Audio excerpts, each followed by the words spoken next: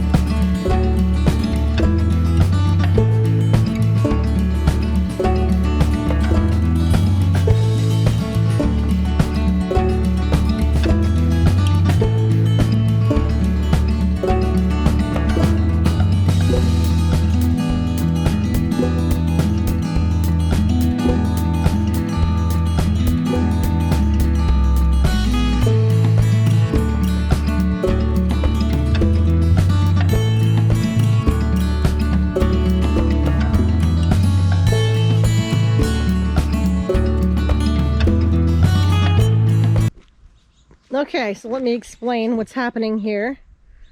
There was this rickety old fence that he actually discarded over there. He's going to reuse that wood for something else. So he took down the fence that was falling down, and he bought a bunch of evergreens that we have behind our house right now. And he has dug up these boulders on our property with his excavator. And the plan is to plant a line of evergreens here and make a stone type wall. He needs to source more stones though. These are ones he just found. He hasn't stacked yet. So I wanted to show the before, and then when he starts planting the trees later on in another video, I'll update you on the progress here. But this is another project Joe has going on this summer, in addition to trying to get the garden up and coming. This is an apple tree right here that the deer love. They eat all the apples when they fall at the end of the season. So this is the very front of our property. This is our gravel driveway and our street. And then this is our barn. You can't see really behind those trees. That barn is over 100 years old. And then beyond this is our property.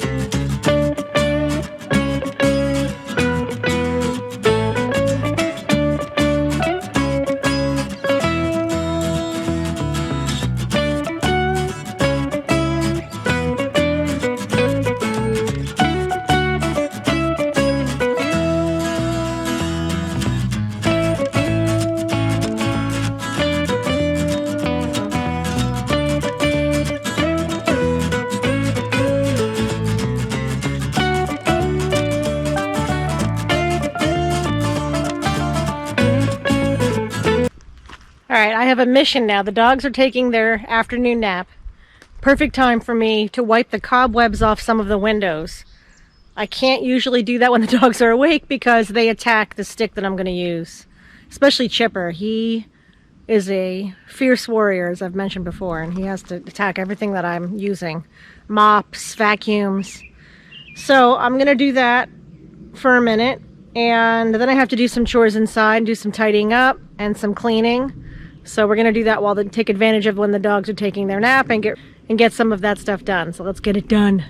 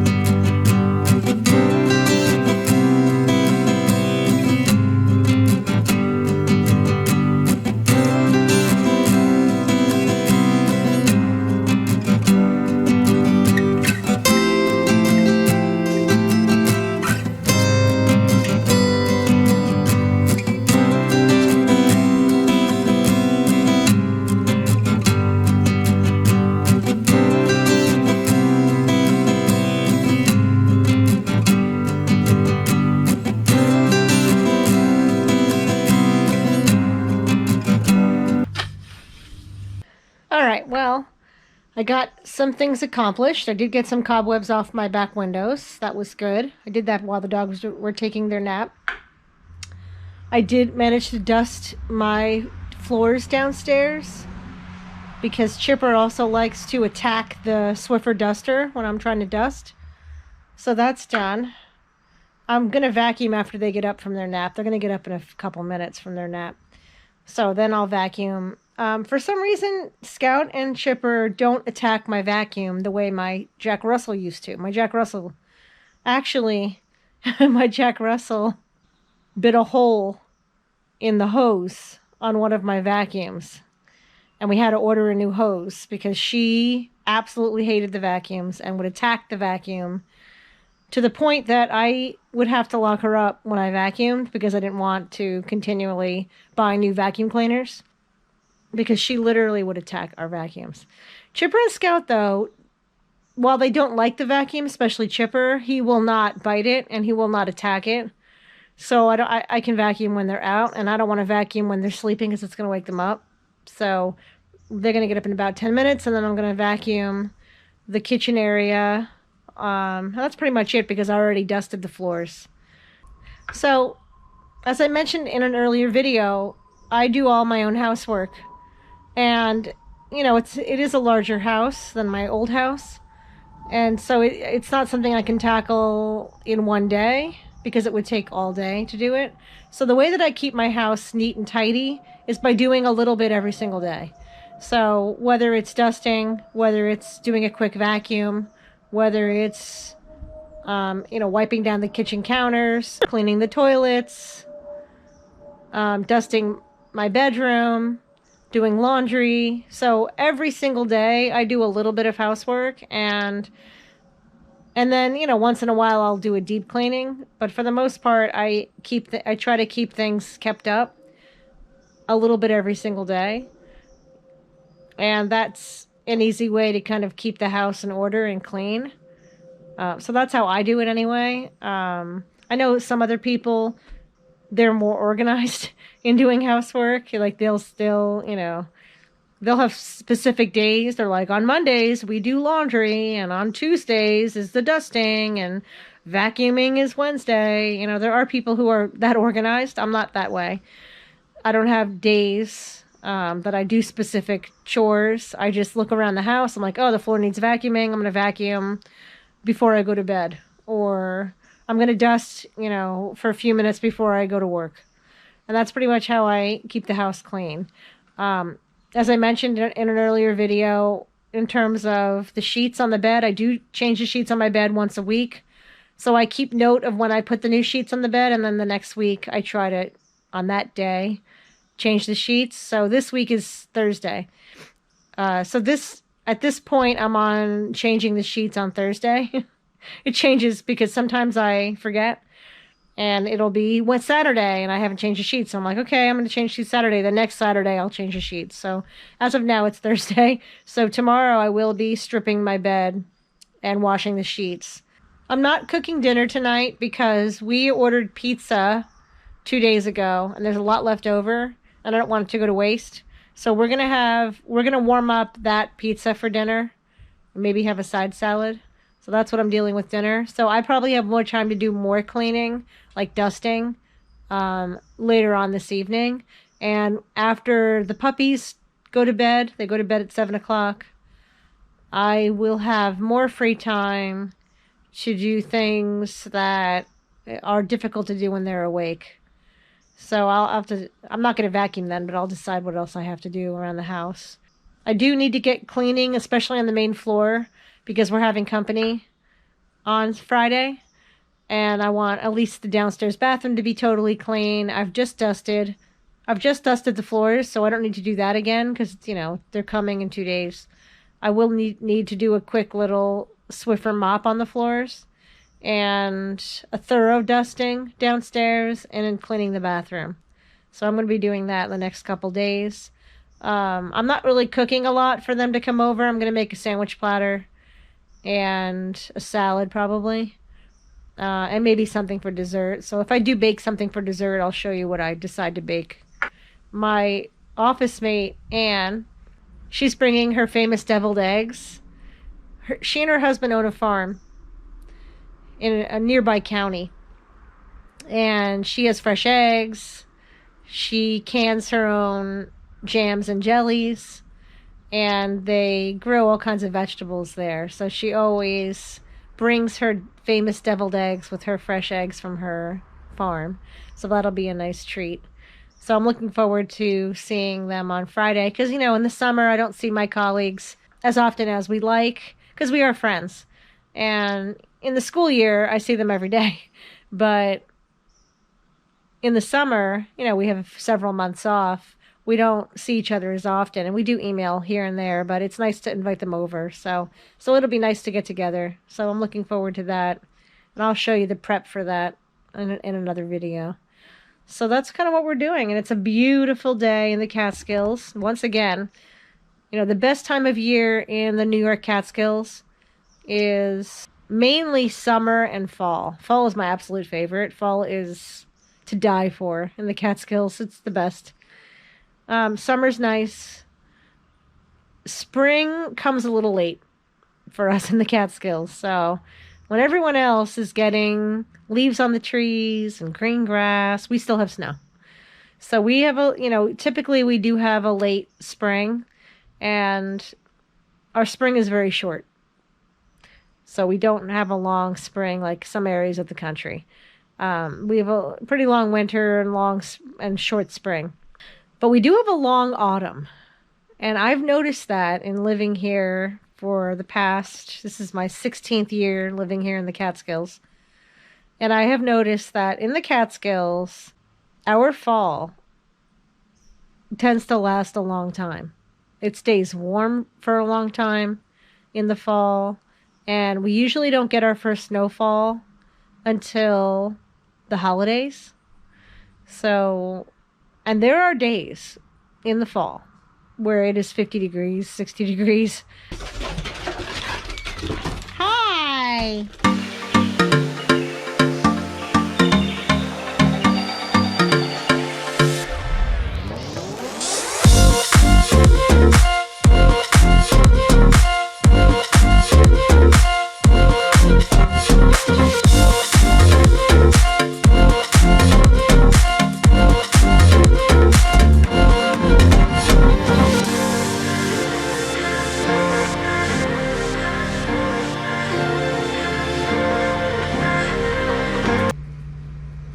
Welcome back.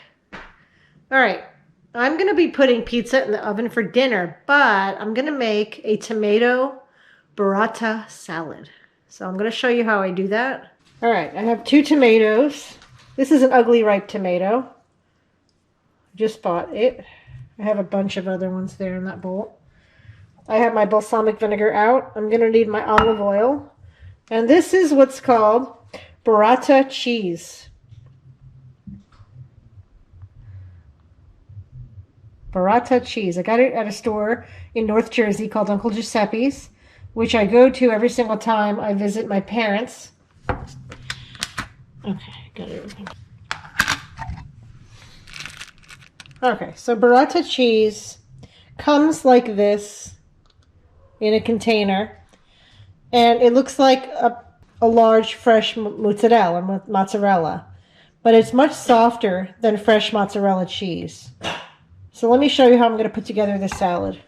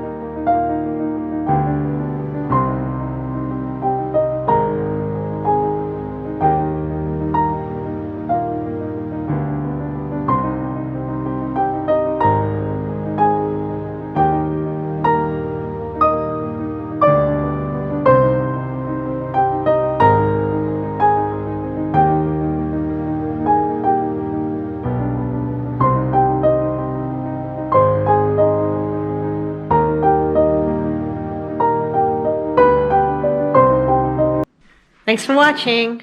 See you next time.